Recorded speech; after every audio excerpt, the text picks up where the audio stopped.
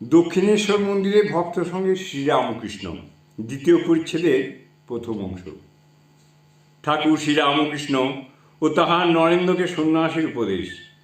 নরেন্দ্র আসিয়া প্রণাম করিয়া বসিলেন। শ্রীরামকৃষ্ণ নরেন্দ্রের সঙ্গে কথা কহিতেছেন। কথা কহিতে কহিতে মেঝেতে আসিয়া বসিলেন।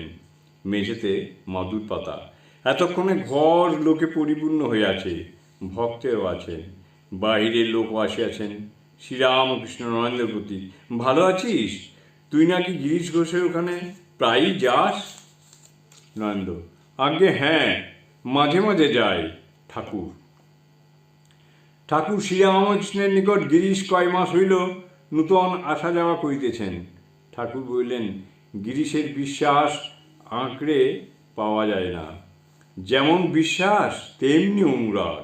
বাড়িতে ঠাকুরের চিন্তায় সর্বদা মাতোয়ারা হয়ে থাকেন। নরেন্দ্র প্রায় যান।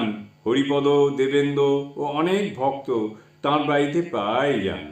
গিরিশ তাহাদের সঙ্গে কেবল ঠাকুরের কথাই কন। গিরিশ সংসারে থাকেন, কিন্তু ঠাকুর দেখিতেছেন নরেন্দ্র সংসারে থাকিবেন না, কামিনী কাঞ্চন ত্যাগ করিবেন। ঠাকুর নরেন্দ্রের সহিত কথা কইতেছেন। শ্রীরামকৃষ্ণ, তুই গিরিশ ঘোষের ওখানে বেশি যাস? সন্ন্যাসের অধিকারী, কৌমার বৈরাগ্য, গিরিশ কম থাকে। রাবণ ও শূদ্রের প্রকৃতিতে যোগ ও ভোগ।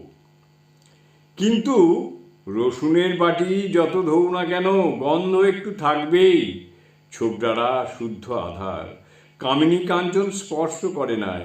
অনেক দিন ধরে কামিনী কাঞ্চন ঘাঁটলে রসুনের গন্ধ হয়। যেমন কাকের ঠোকরানো আম। ঠাকুরদের দেওয়া যায় না, নিজেরও সন্দেহ। নূতন হাঁড়ি আর দই পাতা হাঁড়ি। দই পাতা হাঁড়িতে দুধ রাখতে ভালো হয়, প্রায় দুধ নষ্ট হয়ে যায়।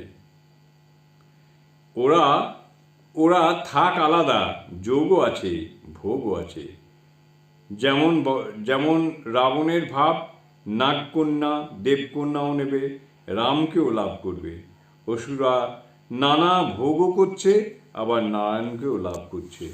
জয় ঠাকুর, জয় ঠাকুর।